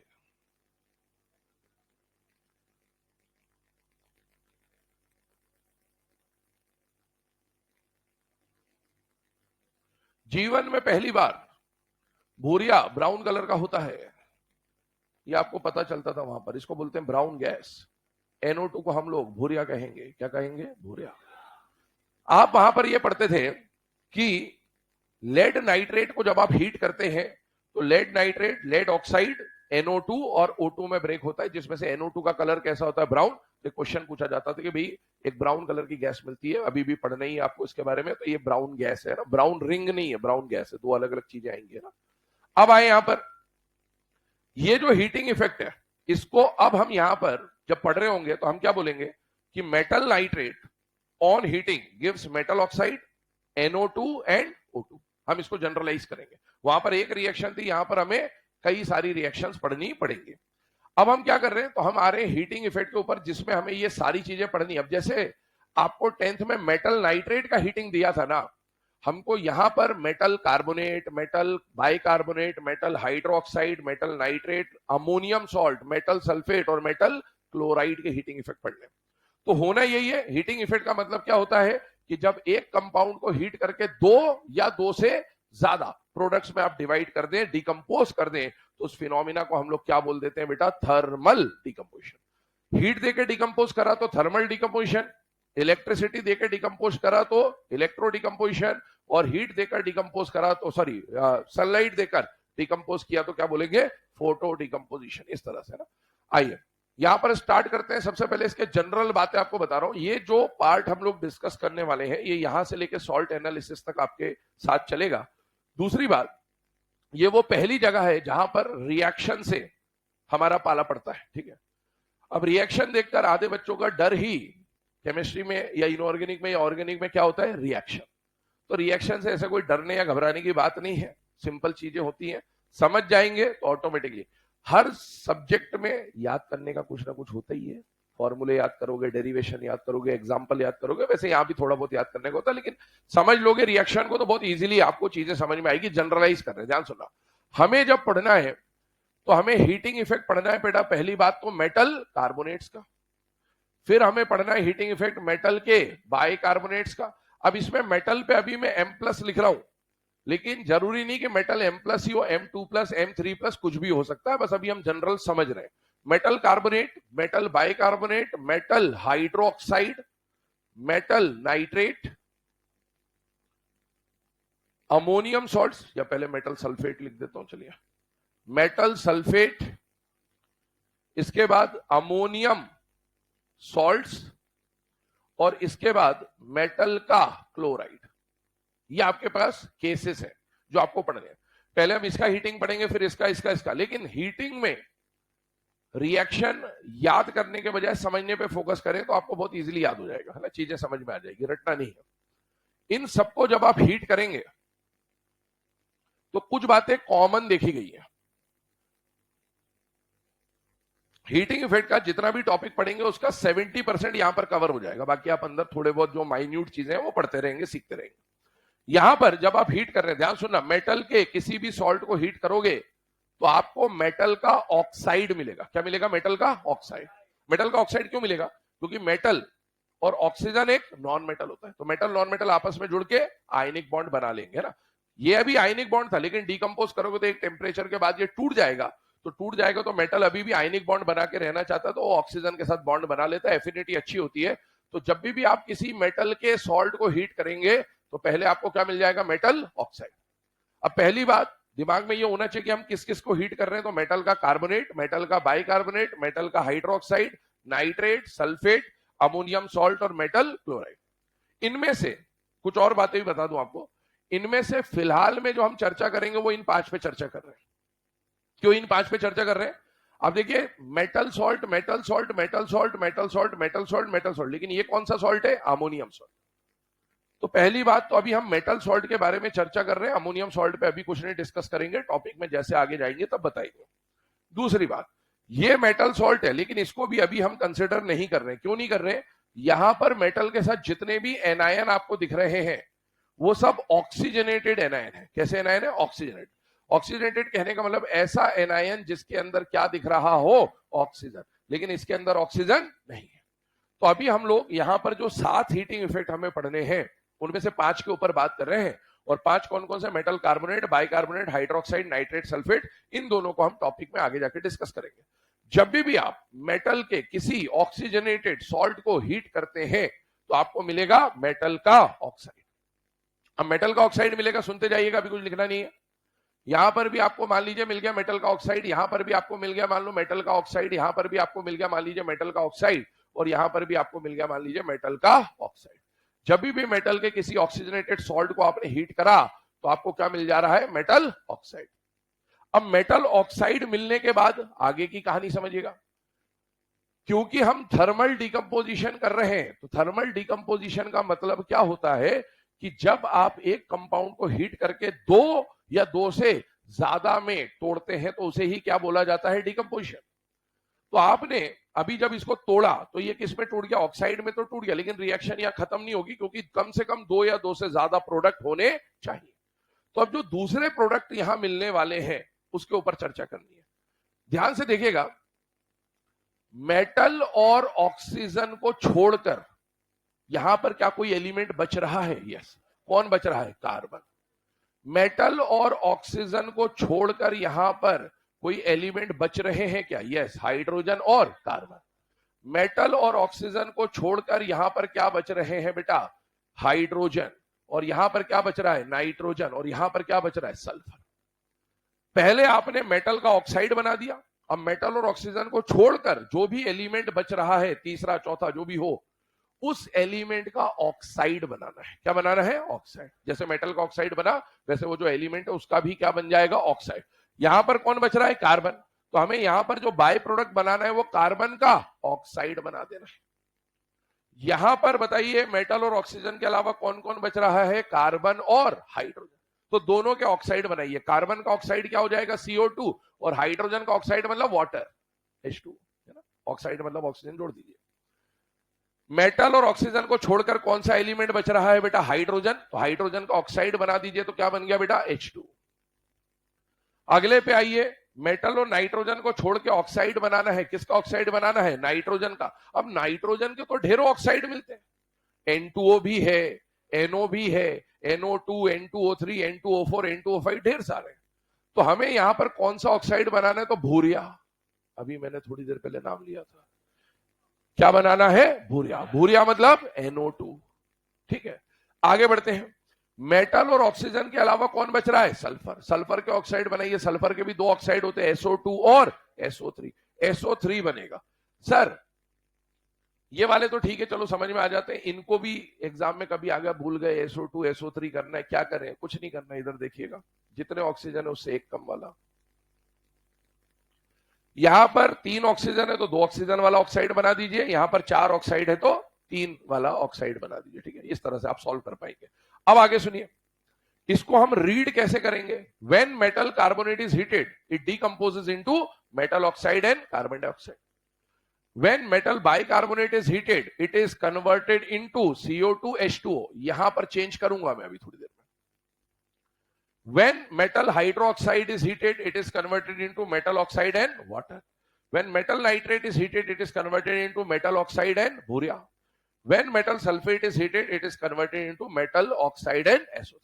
मैंने आपको बोला कि जब भी मेटल के ऑक्सीजनेटेड सॉल्ट को हीट करते हैं तो एक जनरल बात याद कर लीजिए कि हमें क्या मिलता है? मेटल का ऑक्साइड। और मेटल और ऑक्सीजन के अलावा जो एलिमेंट बच रहे हैं उनके भी क्या बना देने हैं? ऑक्साइड। नाइट्रोजन में कंफ्यूजन हो तो भूरिया एक कम वाला, और सल्फर में कंफ्यूजन हो तो एक कम वाला SO3 बन जाएगा। अब बात क्या आती है, यहां पर ध्यान सुनिएगा। यहां पर आपको जो मेटल ऑक्साइड लिखा हुआ है ना, ये मेटल ऑक्साइड नहीं मिलता है। मिलना जनरल ट्रेंड के हिसाब से मेटल ऑक्साइड चाहिए था, लेकिन मेटल बाइकार्बोनेट जो है ना, बाइकार्बोनेट को अपन यहां पर बोलेंगे बड़ा भाई। क्या बोलेंगे? बड़ा भाई। ये जितने भी आयन है ना, इन सबका बड़ा भाई है। इसका ओवरऑल जो साइज होता है वो कंपैरेटिवली इन सबसे ज्यादा है। और बेटा जब बड़ा भाई है ना, तो एक बात ध्यान सुनना, कोई भी बड़ी चीज को जब आप डिकम्पोज करने जाएंगे तो वो डायरेक्टली सिंपलेस्ट में नहीं टूटेगा, वो 2-3 स्टेप में टूटता है। मतलब पहले बड़े से थोड़ा छोटा होगा, फिर थोड़े छोटे के बाद सिंपलेस्ट फॉर्म में जाएगा। तो आपको हर जगह ऑक्साइड मिल रहा है क्योंकि उनके कंपैरेटिवली साइजेस छोटे थे, तो वो डायरेक्टली अपने से छोटे में कन्वर्ट हो गए। लेकिन जब भी कोई बड़ा भाई आएगा तो पहले बड़ा भाई छोटे भाई में कन्वर्ट होगा। और बाइकार्बोनेट का छोटा भाई कौन है? कार्बोनेट। मतलब यहां पर जब आप बाइकार्बोनेट को हीट करोगे ना, तो पहले वो ऑक्साइड में कन्वर्ट नहीं होगा, पहले वो कार्बोनेट में कन्वर्ट होगा। और फर्दर अगर आप हीट करते जाओगे तो फिर ये कार्बोनेट टूट कर किस में कन्वर्ट हो जाएगा? ऑक्साइड। टूटेगा ये भी ऑक्साइड में ही, लेकिन स्टेप बाय स्टेप टूटेगा। तो हमें एनसीईआरटी के हिसाब से, हमारे सिलेबस के हिसाब से इस स्टेप को शो करना होता है कि मेटल बाइकार्बोनेट को हीट करने पर क्या मिलेगा? Metal carbonate. पहले सुनते जाइए, अभी इतनी बातों को पहले दिमाग में फिट करिएगा। मैंने आपको बोला आपके सामने कौन आएगा? मेटल का कार्बोनेट आएगा, मेटल का बाइकार्बोनेट आएगा, मेटल का हाइड्रोक्साइड आएगा, मेटल का नाइट्रेट आएगा और मेटल का सल्फेट आएगा। चेक करिएगा जरा, है ना। अभी और भी कुछ बातें हैं, ऐड करेंगे, पर पहले इतना जनरलाइज कर लीजिए। जब भी आप इसको देखिए, क्या ये मेटल के ऑक्सीजनेटेड सॉल्ट है या नॉन ऑक्सीजनेटेड सॉल्ट है? बेटा ऑक्सीजनेटेड सॉल्ट। मेटल के किसी भी ऑक्सीजनेटेड सॉल्ट को हीट करोगे तो आपको जनरली क्या मिल जाएगा? मेटल का ऑक्साइड। तो यहां पर बोलिए कौन मिलेगा? Metal oxide. यहां पर कौन मिलेगा? Metal oxide. यहां पर कौन मिलेगा? Metal oxide, metal oxide. क्या ये बड़ा भाई है बेटा? यस। बड़े भाई को हीट करने पर बड़ा भाई डायरेक्टली कन्वर्ट नहीं होगा ऑक्साइड में, पहले क्या बनाएगा? छोटा भाई। तो बड़ा भाई छोटा भाई रिएक्शन हो जाएगी, और बड़ा भाई छोटा भाई रिएक्शन का मतलब है ये कन्वर्ट हो जाएगा मेटल के कार्बोनेट में। तो ये तो बात हो गई मेन प्रोडक्ट मेटल का क्या मिल रहा है। दूसरी बात, मेटल और ऑक्सीजन को छोड़कर कौन सा एलिमेंट बच रहा है? कार्बन। मेटल और ऑक्सीजन को छोड़कर कौन से एलिमेंट बच रहे हैं? हाइड्रोजन, कार्बन, हाइड्रोजन, नाइट्रोजन और सल्फर। जो भी एलिमेंट बच रहा है उसका भी क्या बना देना है? ऑक्साइड। मुझे बताइए कार्बन का ऑक्साइड क्या बना दोगे? CO2। हाइड्रोजन का ऑक्साइड क्या बनोगा? H2O, और CO2 भी बन जाएगा। यहां पर क्या बन जाएगा? H2O। यहां पर कौन मिलेगा? भूरिया। और यहां पर कौन मिल जाएगा? SO3। ये अपन ने रिएक्शन को देख लिया किस तरह से करना है ना। अब इसमें एक एक एग्जांपल पुट करते जाएंगे, आगे की बात सुनिएगा। इसमें एक चीज और ऐड कर रहा हूं, वो क्या है? ध्यान सुनना। ये जितने भी एनायन है ना, इनमें से जो नाइट्रेट आयन है, कौन सा आयन? नाइट्रेट। नाइट्रेट आयन बेटा किसी भी सॉल्ट में जो एनायन आता है वो एसिड से आता है ना, एसिड और बेस की रिएक्शन होती है। मान लो मैंने लिखा NaOH प्लस HNO3, तो ये और ये मिलके मेटल का नाइट्रेट बना लेंगे, और ये क्या रिलीज हो जाएगा? वाटर। तो किसी भी सॉल्ट में जो एनायन वाला हिस्सा आता है वो एसिड से आता है। तो मुझे बताइए नाइट्रेट सॉल्ट में जो नाइट्रेट आया होगा, क्या वो नाइट्रिक एसिड से मिला होगा कि नहीं मिला होगा? मिला होगा। और नाइट्रिक एसिड के बारे में हम लोग सिलेबस में एक बात पढ़ते भी हैं, वो ये है कि HNO3 जो ना, it is a very very powerful oxidising agent. HNO3 जो है, नाइट्रिक एसिड जो है, ये हमारे सिलेबस में आने वाले one of the strongest oxidising agents में से होता है। और इसका मतलब ये हुआ कि ये बेहतरीन ऑक्सीडाइजिंग एजेंट है, बहुत ही पावरफुल ऑक्सीडाइजिंग एजेंट है। और बेटा अगर कोई पावरफुल ऑक्सीडाइजिंग एजेंट है तो ऑक्सीडाइजिंग एजेंट का काम क्या होता है? सामने वाले के मुंह पे ऑक्सीजन फेंक के मारना। इसका मतलब है क्योंकि ये ऑक्सीडाइजिंग एजेंट है, सामने वाले को ऑक्सीजन देके मारेगा। अब जब इसको आप हीट करोगे ना, तो सामने वाले को ऑक्सीडाइज करने के लिए, उसके मुंह पे ऑक्सीजन फेंक के मारने के लिए ये ऑक्सीजन भी रिलीज करता है। तो ये पूरी रिएक्शन में और कहीं पर ऑक्सीजन रिलीज नहीं होगा, लेकिन यहां पर ऑक्सीजन रिलीज होगा, क्योंकि HNO3 से बनने वाला ये जो एनायन है बहुत ही स्ट्रॉन्ग ऑक्सीडाइजिंग एजेंट होता है। और अगर स्ट्रॉन्ग ऑक्सीडाइजिंग एजेंट है तो अगर इसके सामने कोई आएगा तो उसको ऑक्सीडाइज करने के लिए ये ऑक्सीजन फेंक के मारेगा। इसका मतलब ये O2 भी रिलीज करेगा। ये बात भी 10th में पढ़ी होती है, आपने याद नहीं होता आपको। एसिड बेसिस में जब आप पढ़ते थे तो आप कुछ ऐसी रिएक्शन पढ़ते थे कि जब आप किसी मेटल की एसिड से रिएक्शन कराएंगे तो वो हाइड्रोजन को डिस्प्लेस करता है, H2 रिलीज करता है। लेकिन अगर आपको पता हो तो HNO3 के बारे में वहां पर भी लिखा हुआ है कि जब वो HNO3 से रिएक्शन करेगा तो वो H2 रिलीज नहीं करता, वो H2O रिलीज करता है। H2O क्यों करता है? क्योंकि वो जो H2 रिलीज होता है उस पर ये ऑक्सीजन जाके अटैक कर देता है और क्या बन जाता है? H2O। खैर आगे बढ़ते हैं।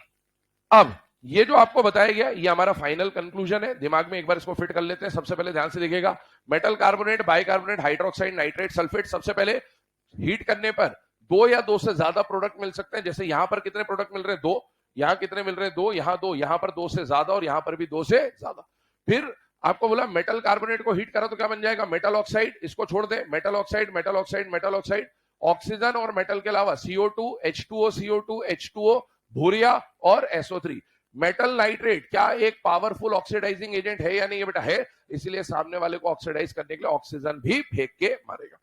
ये जो बात लिखी गई है इसको कहीं पर भी फटाफट नोट डाउन कर लीजिए इतने पॉइंट को, फिर आगे इसको वन बाय वन डिटेल में देखते हैं। तो बेसिकली हीटिंग इफेक्ट का 70% जो पार्ट है वो आपने यहां पर समझ लिया है। अब इसी के बाद रिएक्शंस लिखने और कुछ कुछ माइन्यूट जो डिटेल्स है वो हम देखेंगे फिर।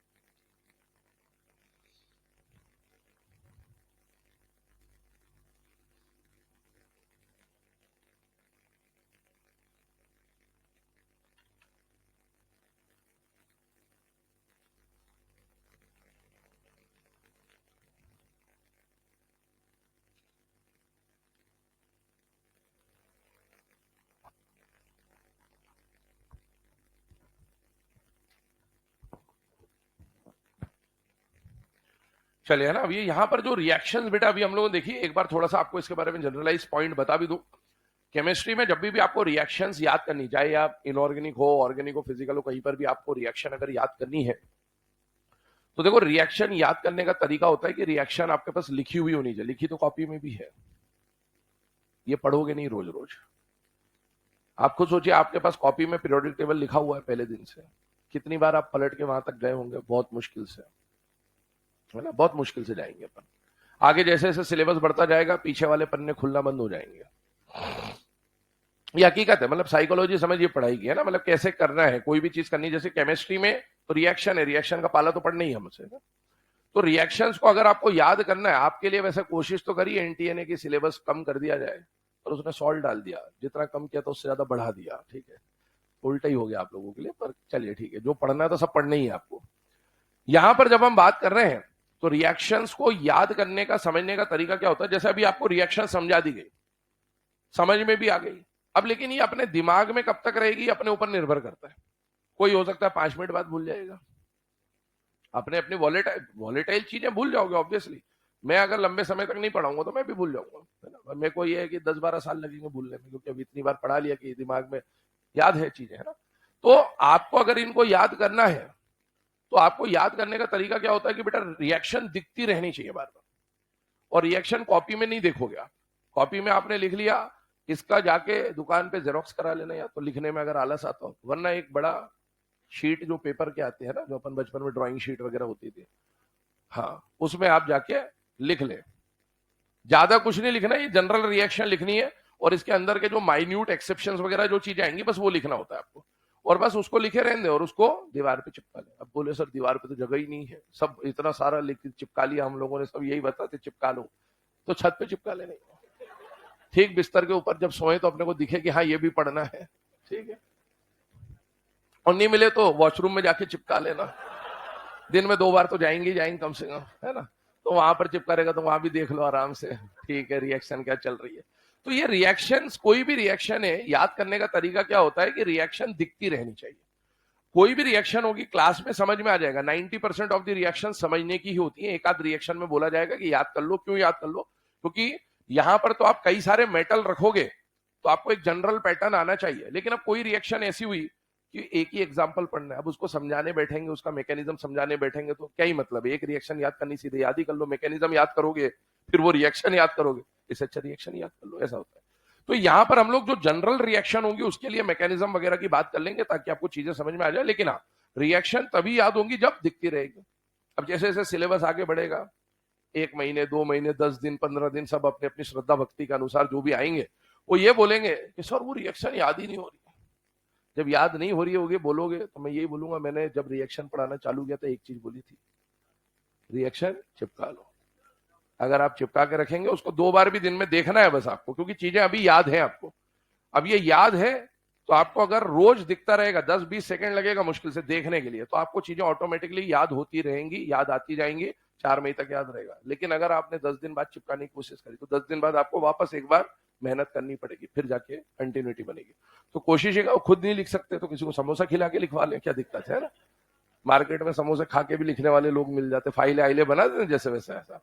चलो आइए इधर, यहां पर अगर हम लोग बात करें मेटल कार्बोनेट, बाइकार्बोनेट, इनके ऊपर हम लोगों ने डिस्कशन कर लिया। अब इसको हम लोग डिटेलिंग पे ले जाते हैं कि क्या क्या चीजें पढ़नी है। सबसे पहले हम लोग बात करने वाले हैं अबाउट मेटल कार्बोनेट्स। अब ध्यान सुनिएगा, मेटल कार्बोनेट्स के बारे में अगर हम लोग बात करें तो सबसे पहला पॉइंट ये आता है कि जब आप किसी मेटल कार्बोनेट को बेटा हीट करते हैं तो हीट करने पर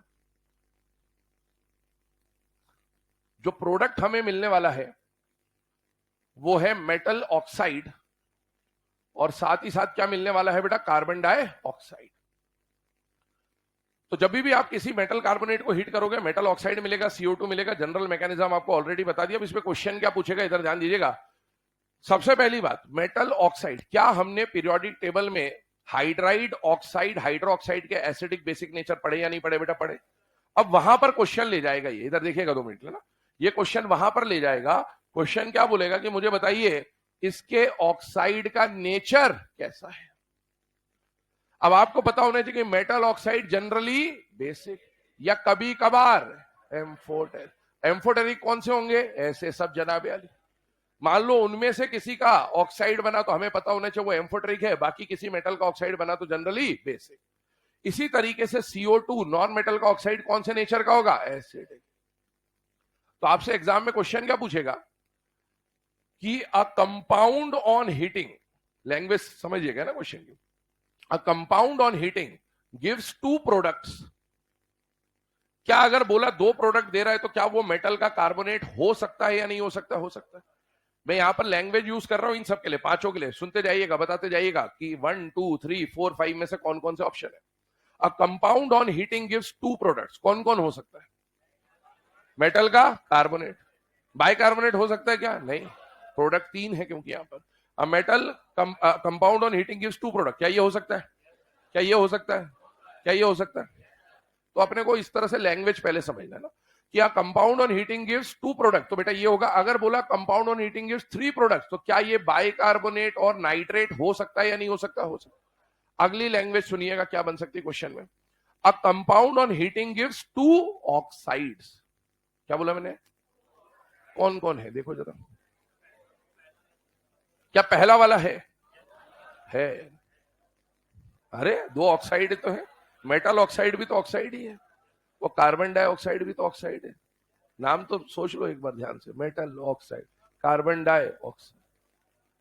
लैंग्वेज में घुमा देगा आपको, है ना, क्योंकि अपन ने अगर ये सुना नहीं होता ना ऐसी चीजें, तो क्या होता है एग्जाम में जब क्वेश्चन आता तो अभी जो हम गलती कर रहे हैं वही गलती वहां भी करेंगे। तो ध्यान सुनिएगा। A compound on heating gives 2 oxides बोला इस बार मैंने। क्या यहां पर ये और ये दोनों ऑक्साइड है या नहीं है बेटा? है। मुझे बताइए ये ऑक्साइड है क्या? नहीं। लेकिन क्या ये ऑक्साइड है? क्या ये ऑक्साइड है? तो क्या ये हीट करने पर भी 2 ऑक्साइड दे रहा है कि नहीं दे रहा है? वो H2O भी तो ऑक्साइड ही तो है हाइड्रोजन का। यहां पर आइए, इसको हीट करने पर क्या यहां भी 2 ऑक्साइड मिल रहे हैं आपको? यस। इसको हीट करने पर क्या यहां भी 2 ऑक्साइड मिल रहे हैं आपको? यस। और इसको हीट करने पर क्या यहां भी 2 ऑक्साइड मिल रहे हैं आपको? यस। इसका मतलब अगर ये बोलता compound on heating gives 2 products, तो मीनिंग अलग होता है। लेकिन बोलता अगर a compound on heating gives 2 oxide, अब 2 ऑक्साइड दे रहा है तो ये भी दे रहा है 2 ऑक्साइड, ये भी दे रहा है, ये भी दे रहा है, सभी दे रहे हैं 2 ऑक्साइड। अगला क्वेश्चन उनके ऑक्साइड के एसिडिक और बेसिक नेचर के बारे में बन जाएगा, जिस पर भी हम चर्चा कर रहे हैं। मुझे बताइए मेटल का ऑक्साइड बेसिक या एम्फो, और CO2 कैसा हो जाएगा? एसिडिक। कार्बोनेट के ऊपर बात नहीं कर रहे क्योंकि ऑक्साइड नहीं, हम ऑक्साइड पे चर्चा कर रहे हैं। मुझे बताइए कार्बन डाइऑक्साइड का नेचर एसिडिक, और H2O का नेचर न्यूट्रल भी या फिर एम्फोटेरिक भी, पर हम न्यूट्रल लेके चल रहे हैं पीएच के हिसाब से ना। आइए यहां पर अगर हम बात करें तो मेटल ऑक्साइड का नेचर अगेन बेसिक या फिर एम्फोटेरिक, और वाटर का nature neutral. Metal oxide again basic या फिर एम्फोटेरिक। NO2 बोरिया कैसा हो जाएगा? एसिडिक। नॉन मेटल का ऑक्साइड एसिडिक। यहां पर आइए मेटल ऑक्साइड बेसिक या एम्फोटेरिक, और SO3 भी कैसा हो जाएगा? एसिडिक। अब मान लीजिए क्वेश्चन पूछा आपसे, ध्यान दीजिएगा। आंसर आपको 1 2 और 3 में से देना है इस बार। 1 2 और 3 में से, है ना। इसको नाइट्रेट वाइट्रेट को भूल जाइए। 1 2 3 में आंसर देना। अ मेटल कंपाउंड या फिर अ metal salt on heating gives 2 products. क्या क्या हो सकता है?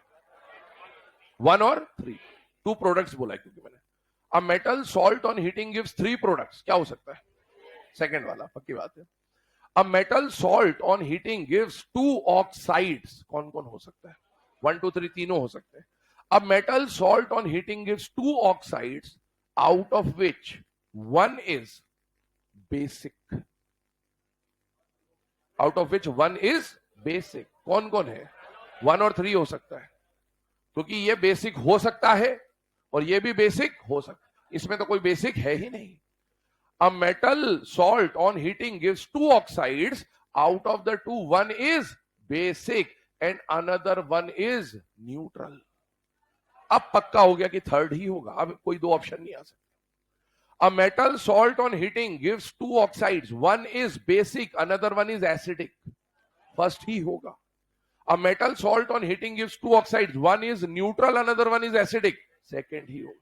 तो ऐसे क्वेश्चन बनाएगा जिसमें शुरुआत में तो आपको लगेगा कि सब कुछ कॉमन है, लेकिन लास्ट का जो माइन्यूट डिटेल होगा, एसिडिक, बेसिक, न्यूट्रल, एम्फोटेरिक, वहां से जाके आप उसको क्लासिफाई कर पाएंगे कि किसका कौन सा आंसर होगा। अब आइए सुनिएगा। अगर हम ये फोर्थ और फिफ्थ की बात करें ना, फोर्थ के बारे में भी बेसिक और एसिडिक वाला क्वेश्चन बन सकता था, लेकिन इसके लिए वो क्वेश्चन देता नहीं है। इसके लिए क्वेश्चन क्या पूछता है कि a metal salt on heating gives two gaseous product.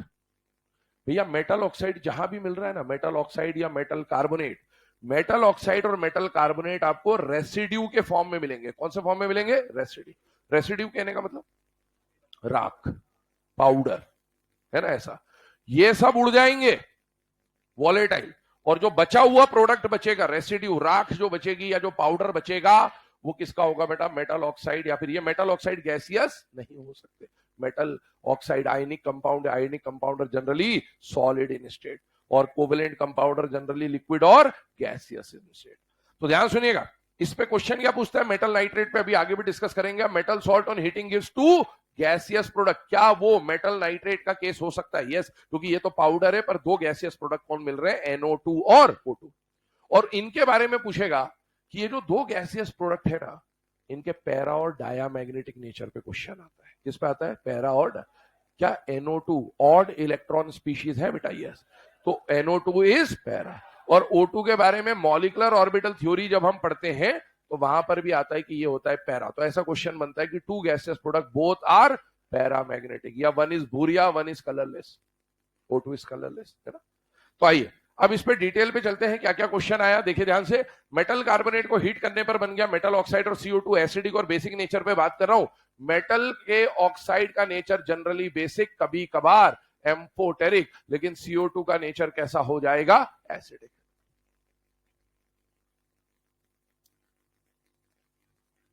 Examples के ऊपर आते हैं, एग्जाम में क्या रिएक्शन दी जा सकती है हमें। तो कुछ एक एग्जाम्पल्स हैं, कुछ एक कंपाउंड्स के नाम हैं जो हमें धीरे धीरे याद करने। इधर देखिएगा 10th क्लास में पढ़ी हुई चीजें, अगेन यहां पर आप देखेंगे तो रिएक्शन देखकर ही याद आ जाएगा आपको। CaCO3 को आप क्या कर रहे हो बेटा? हीट कर रहे हो। क्या 10th में हम कैल्शियम कार्बोनेट की हीटिंग पढ़ लेते हैं? यस, अपने को कम से कम ऊपर का कुछ भी नहीं पता, पर इसकी रिएक्शन तो मेरे हिसाब से हर बच्चा लिख सकता है, CaO प्लस CO2। बस इसी को हमने जनरलाइज कर दिया। हम क्या बोल रहे हैं कि मेटल कार्बोनेट को हीट करने पर क्या मिल रहा है? मेटल का ऑक्साइड और CO2। हाँ, फॉर्मूला जो ऑक्साइड का बनेगा वो आपको बनाना आना चाहिए। वो निर्भर करेगा कि मेटल के ऊपर कितना चार्ज है, ऑक्सीजन पे कितना चार्ज है, क्रॉस मल्टीप्लाई करके। बट ये जनरल फॉर्मूला। मुझे बताओ CaCO3 का नाम क्या होता है? बहुत बढ़िया। स्कूल का नाम बताओ। ये तो घर का नाम बताया तुमने। चूना। बहुत बढ़िया। चूना लगाना पेपर वाले को, मुझे मत लगाओ। अब बताओ आगे। लाइमस्टोन। हम ओर्स के नाम याद कर रहे हैं। किसके नाम याद कर रहे हैं? ओर्स। मेटलर्जी चैप्टर सिलेबस से हट गया है, लेकिन नाम नहीं हटे।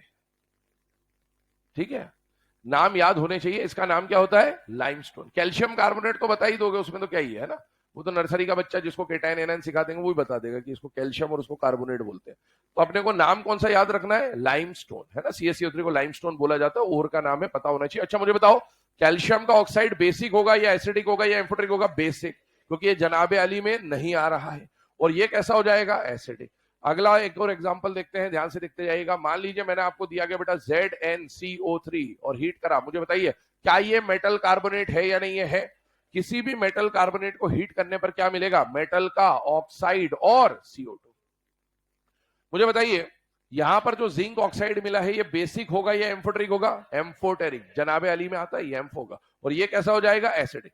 मान लो एग्जाम में क्वेश्चन देता कि मेटल कार्बोनेट, दोनों ही मेटल कार्बोनेट है, दोनों के लिए दे दिया। अब metal carbonate on heating gives one amphoteric oxide and one acidic. First होता है, सेकंड होता है? One basic and one acidic, first हो जाए। अच्छा ZnCO3 का नाम?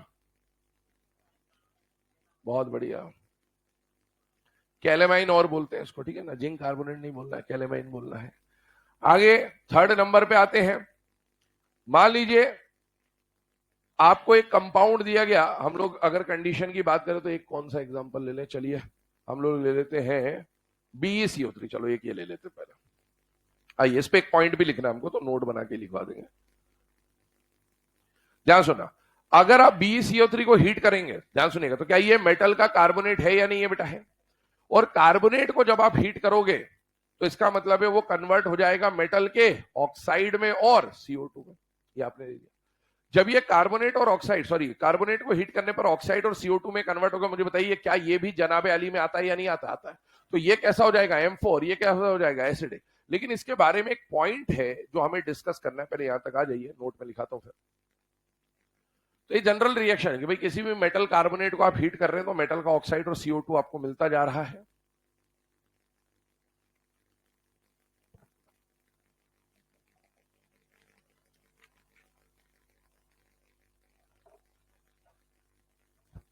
और ये जो प्रोसेस अभी आपके सामने चल रही है ना मेटल कार्बोनेट को हीट करने की, ये प्रोसेस आप जब मेटलर्जी चैप्टर पढ़ते हो तो वहां पर दो नाम आते हैं, एक आता है कैल्सिनेशन और एक आता है रोस्टिंग। तो ये कैल्सिनेशन की प्रोसेस चल रही है बेटा।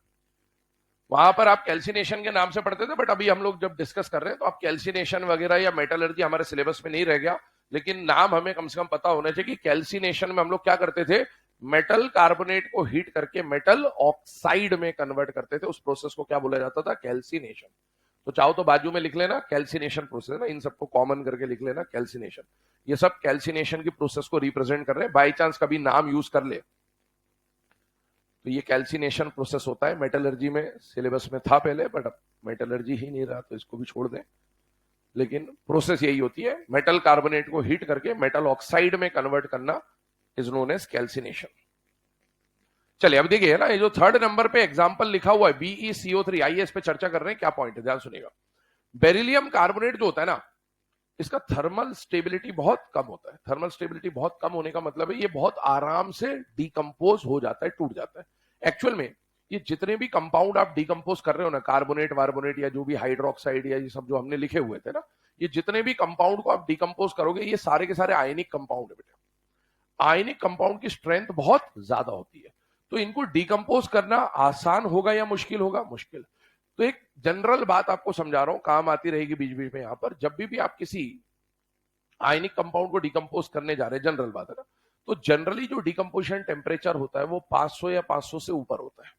500 डिग्री सेल्सियस या उससे ज्यादा टेम्परेचर पर डिकम्पोज होते हैं, इतने स्ट्रांग होते हैं। सब नहीं, कुछ कुछ कम पे भी हो जाते हैं, बट जनरल ये बिहेवियर है कि जो मेटल के सॉल्ट्स होते हैं उनको जब आप हीट करने जाओगे तो वो 500 या 500 से ऊपर डिकम्पोज होते हैं। लेकिन ये जो बेरिलियम का कार्बोनेट है ये रूम टेम्परेचर पे डिकम्पोज हो जाता है। किस पे डिकम्पोज हो जाता है, रूम टेम्परेचर। बाकी 500 डिग्री पे हो रहे हैं और ये 25 डिग्री पे हो रहा है, इसका मतलब है इसका डिकम्पोजिशन बहुत आराम से हो रहा है। आराम से क्यों डिकम्पोज हो जा रहा होगा, क्योंकि इसकी थर्मल स्टेबिलिटी कम होगी। तो जरा सी हीट मिलने पर ही ये क्या हो जाता है, डिकम्पोज हो जाता है। उसकी वजह से प्रॉब्लम क्या होती है, ध्यान सुनिएगा। मान लीजिए आपने लेबोरेटरी में बेरिलियम का कार्बोनेट स्टोर कर रखा है डब्बे के अंदर। मान लीजिए एक एक्सपेरिमेंट कराना है कुछ भी, और वहां पर हमको बेरिलियम कार्बोनेट की रिएक्शन किसी ए नाम के कंपाउंड से करानी है। तो हमने ए को लिखाया, एक कटोरी में निकाल लिया ये कि भैया इसकी रिएक्शन कराएंगे, और इधर से BeCO3 लिया। BeCO3 आपने जैसे निकाला रूम टेम्परेचर पे आ गया, ये रूम टेम्परेचर पे आते ही ये टूट गया। टूट के क्या बन गया, BeO प्लस CO2। अब कार्बन डाइऑक्साइड तो उड़ गई, बचा कौन, रेसिड्यू ये। तो रिएक्शन करना BeCO3 को था ए से, और करके कौन चला गया, BeO। प्रॉब्लम हो गई कि आपको जो डिजायर्ड प्रोडक्ट था वो नहीं मिल पाएगा, क्योंकि रूम टेम्परेचर पे ये जाके क्या हो जाएगा, डिकम्पोज हो जाएगा। और इसीलिए अगर मान लीजिए मुझे BeCO3 की ही रिएक्शन ए से करानी है तो पहले मुझे BeCO3 को डिकम्पोज होने से बचाना है, और या फिर BeCO3 को स्टेबल बनाना है। और बेटा इस स्टेबिलिटी को लाने के लिए हम लोग ली शैटलियर्स प्रिंसिपल का इस्तेमाल करते हैं। वो क्या है कि भाई आप जानते हो कोई भी रिएक्शन अगर फॉरवर्ड जा रही है तो उसको अगर बैकवर्ड लाना है तो आप कंसंट्रेशन, टेम्परेचर, प्रेशर में चेंज कर सकते हैं। यहां पर हम कंसंट्रेशन का खेल खेलेंगे। क्या खेल खेला जाएगा, ध्यान सुनिएगा। हम उस कमरे में जहां पर इसको स्टोर करना है वहां CO2 का कॉन्सेंट्रेशन बढ़ा देंगे। CO2 का कॉन्सेंट्रेशन बढ़ाते ही क्या होगा, रिएक्शन जो फॉरवर्ड जा रहा था वो बैकवर्ड आ जाएगा। तो BeCO3 जो डिकम्पोज हो रहा था वो वापस से BeCO3 में कन्वर्ट होना चालू हो जाएगा। तो ये एक पॉइंट होता है। तो नोट बना के स्टेटमेंट बोल रहा हूं, लिखिएगा BeCO3 decomposes easily. BeCO3 decomposes easily. Therefore, it is stored in BeCO3 decomposes easily. Therefore, it is stored in CO2 environment, carbon dioxide environment, to make it stable. तो बेरिलियम कार्बोनेट जो है वो easily decompose हो जाता है, तो इसीलिए हम उसको CO2 एनवायरमेंट में स्टोर कर देते हैं ताकि वो क्या हो जाए, स्टेबल। कहानी आपको समझा दिया, पूरा रिएक्शन नहीं लिखा रहा हूं, आपको समझ में आ जाना चाहिए कि स्टेबल कैसे करा, समझा दिया है ना। इसके अलावा मान लीजिए आपको एक और इसमें, ये तो थर्ड रिएक्शन हो गई, मान लीजिए एक और रिएक्शन मान लो मैंने दिया FeCO3, ध्यान से देखिएगा, मुझे बताइए FeCO3 आपको दे दिया गया, इसको अगर आप हीट करेंगे, क्या ये मेटल का कार्बोनेट है या नहीं है बेटा, है। और मेटल कार्बोनेट को हीट करने पर क्या बन जाता है, मेटल का ऑक्साइड और CO2। तो इसको जो FeCO3, इसको सिडेराइट और बोलते हैं, है ना। तो ये कुछ नाम है और के, जो धीरे धीरे आप यहां पर जो लिखे हुए, लाइमस्टोन और कैलामाइन तो बहुत कॉमन से नाम है, इवन 10th वगैरह में भी अगर पढ़ा होगा ठीक ठाक तो सुन लिया होगा नाम, इतना नहीं पढ़ा तो कोई बात ही नहीं बेटा, पढ़ ही रहे।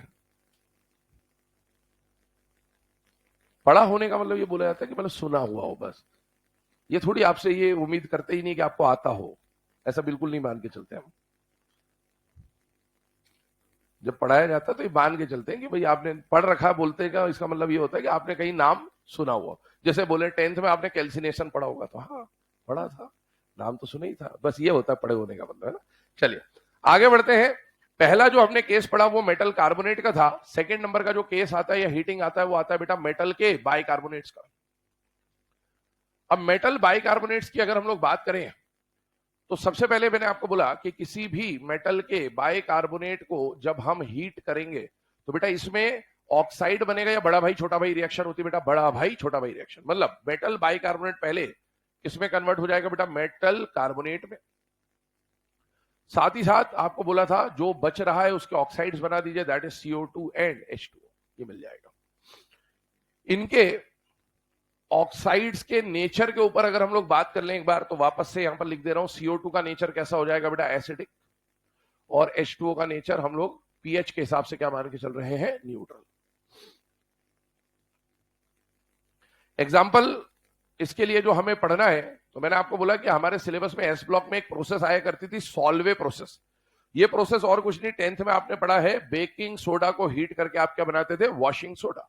तो बस हमें वो एग्जाम्पल धीरे धीरे, आप सब पढ़ा हुआ है 10th में, आपने मैक्सिमम चीजें पढ़ी, बस उसको रिकॉल करने की जरूरत है ताकि हम रिलेट कर पाए बहुत आसानी से। बेटा याद करिए, मेटल बाइकार्बोनेट कहने का मतलब है, मान लीजिए मैंने एग्जाम्पल के फॉर्म में क्या ले लिया, NaHCO3। अब आपको सपोज एग्जाम में ऐसा रिएक्शन दे दिया, आपको कई बार ऐसा दिया जाता है, compound on heating gives A + B + C, बताइए प्रोडक्ट क्या क्या बनेंगे, आपको रिएक्शन देखनी है।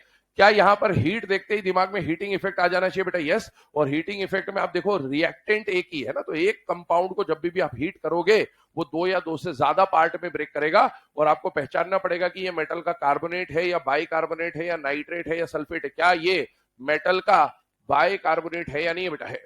और मेटल बाइकार्बोनेट को हीट करने पर बड़ा भाई छोटा भाई रिएक्शन हो जाएगी, तो metal bicarbonate gets converted into metal carbonate plus CO2 plus H2O। अब ये जो Na2CO3 बन रहा है, इनके नाम के ऊपर चर्चा कर लेते हैं, ध्यान सुनिएगा। NaCO3 का नाम क्या हो गया, सोडियम बाइकार्बोनेट, बहुत बढ़िया। एक और नाम क्या हो गया, सोडियम हाइड्रोजन कार्बोनेट, बहुत बढ़िया। अब और बताओ, बेकिंग सोडा, अभी नाम लिया भी था मैंने, है ना। बाइकार्बोनेट या हाइड्रोजन कार्बोनेट तो अपन बोल ही देंगे, लेकिन हमें पता होना चाहिए कि इसी को क्या बोला जाता है बेटा, बेकिंग सोडा, ठीक है। इधर आइए, Na2CO3 के ऊपर बात करें तो ये बेकिंग सोडा से वॉशिंग सोडा बनाने की प्रोसेस चल रही है। तो मुझे बताइए Na2CO3 को क्या नाम दिया जाता है, वॉशिंग सोडा इसको नहीं बोलते, इसको सोडा ऐश बोलते हैं। ये प्रोसेस चल रही है, इसमें अभी .10H2O जब लग जाएगा तब ये क्या बन जाएगा, वॉशिंग सोडा। तो आप चाहो तो ये नाम अपने को ध्यान रखने हैं, कभी भी डायरेक्ट क्वेश्चन आ जाएगा तो इसमें कोई कॉन्सेप्ट काम नहीं आएगा। तो Na2CO3.10H2O आ जाए तो इसको आप बोल दोगे washing soda, water of crystallisation जुड़ जाते हैं इसमें 10। अच्छा बाय चांस मान लो क्वेश्चन आया कि वॉशिंग सोडा का फॉर्मूला बताइए, इधर देखिएगा ध्यान से ना, सुन लीजिएगा, क्योंकि कई बार ऐसे ट्रिकी क्वेश्चन ट्विस्टेड बन जाते हैं जिसमें बेस्ट ऑप्शन से आंसर देना होता है। मान लीजिए आपको क्वेश्चन आया कि वॉशिंग सोडा का फॉर्मूला बताइए, तो वैसे तो फॉर्मूला है Na2CO3.10H2O। अब मान लो ऑप्शन में Na2CO3.10H2O दिया ही नहीं है, यही दिया है, तो फिर इसी को टिक करके आओगे मजबूरी में, है ना। तो ये ध्यान रखना, वैसे तो वॉशिंग सोडा का एक्चुअल फॉर्मूला वही है, लेकिन मान लो कोई ऑप्शन में 10H2O है ही नहीं, तो आपको फिर Na2CO3 को ही टिक करके आना पड़ेगा, फिर इसी को वॉशिंग सोडा मानना पड़ेगा। चलिए आगे बढ़ते हैं। ये जो केस हुआ ये मेटल बाइकार्बोनेट, इसके आगे आप चाहो तो लिख लेना यूज्ड इन सॉल्वे प्रोसेस। ये रिएक्शन जो है सॉल्वे प्रोसेस की रिएक्शन है। कभी बाई चांस क्वेश्चन में घुमाने फिराने के लिए नाम दे दिया कि in Solvay process a compound A is heated to give 3 products A B C, इस तरह से दे दिया तो सॉल्वे प्रोसेस बस नाम हिंट में होना चाहिए कि भाई ये सॉल्वे प्रोसेस होती है।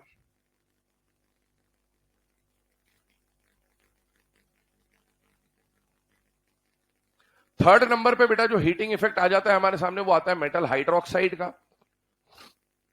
और अगेन आपको बोला हुआ है कि किसी भी कंपाउंड को जब आप हीट करते हो तो वो कन्वर्ट हो जाता है खुद के ऑक्साइड में, और साथ में जो प्रोडक्ट वो रिलीज कर रहा होगा तो यहां पर ये मेटल ऑक्साइड में कन्वर्ट हो जाएगा और साथ में क्या दे देगा बेटा, H2O।